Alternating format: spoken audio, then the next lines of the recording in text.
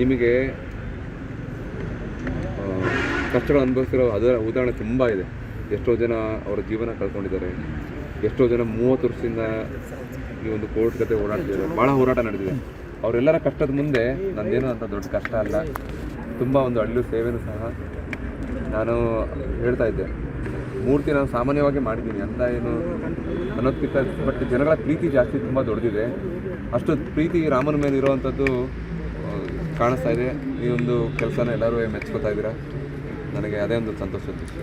Sir, ವಿಗ್ರಹವನ್ನು ಸಿದ್ಧಪಡಿಸಿ ಅಂತಿಮ ಕ್ಷಣದಲ್ಲಿ ಘೋಷಣೆ ಆದಂಥದ್ದು ಹೇಗಿತ್ತು?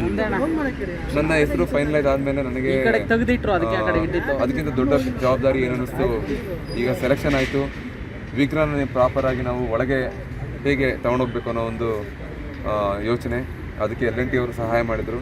ಅವರೇ ಒಂದು ಡಿಸೈನ್ ರೆಡಿ ಮಾಡಿದರು. ನಾನು ಅವ್ರ ಜೊತೆ ಕೋಆರ್ಡಿನೇಟ್ ಮಾಡಿಕೊಂಡು ಒಂದು ರ್ಯಾಂಪ್ನ ಮಾಡಿ ಒಂದು ಚೈನ್ ಪುಲಿಗಳಲ್ಲಿ ಒಳಗೆ ಕೂರಿಸುವಂಥದ್ದು. ಯಾಕಂದರೆ ಸೆಲೆಕ್ಟ್ ಆದ್ಕೊಂಡೆ ನಂಗೆ ಖುಷಿ ಆಗಲಿಲ್ಲ. ಸೆಲೆಕ್ಟ್ ಆದ್ಕೊಂಡೆ ಇದು ಜವಾಬ್ದಾರಿ ಒಳಗೆ ತೊಗೊಂಡು ಹೋಗ್ಬೇಕಾಗಿರೋಂಥದ್ದು. ಅದಾದ ನಂತರ ಪ್ರತಿಷ್ಠಾಪನೆ ಆದಮೇಲೆ ಜನಕ್ಕೆ ಹೇಗೆ ಅನ್ನಿಸ್ತಪ್ಪ ಅನ್ನೋದೊಂದು ತುಂಬ ಒಂದು ನನಗೆ ಕುತೂಹಲ ಒಂದು ಇತ್ತು. ನೆನ್ನೆ ಈ ಒಂದು ಜನಗಳ ಪ್ರೀತಿ ನೋಡಿ ನಾನು ಮಾಡಿಸಿದ ಕೆಲಸ ಸಾರ್ಥಕವಾಯ್ತಪ್ಪ.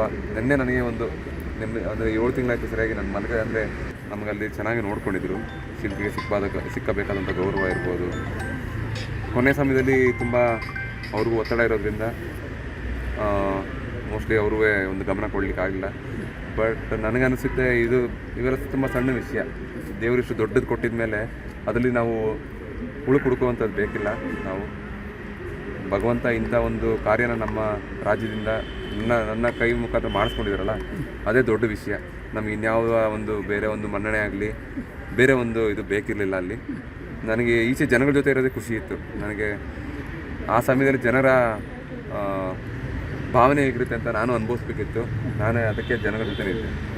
ಸ್ವಾದಿಷ್ಟತೆಯ ಸ್ವಾದ, ತಾಜಾತನದ ಆಹ್ಲಾದ, ಉತ್ತಮ ಆರೋಗ್ಯ ಮತ್ತು ಹೆಚ್ಚಿನ ರೋಗ ನಿರೋಧಕ ಶಕ್ತಿಯ ವೃದ್ಧಿಗೆ ಈಗ ನಿಮಗೆ ಸಿಗುತ್ತಿದೆ ಉತ್ತಮ ಗುಣಮಟ್ಟದ ಪೌಷ್ಟಿಕಾಂಶ. Shri Vaidik millet health mix. ಇದು ಸಿರಿಧಾನ್ಯಗಳ ಸಂಪತ್ತು.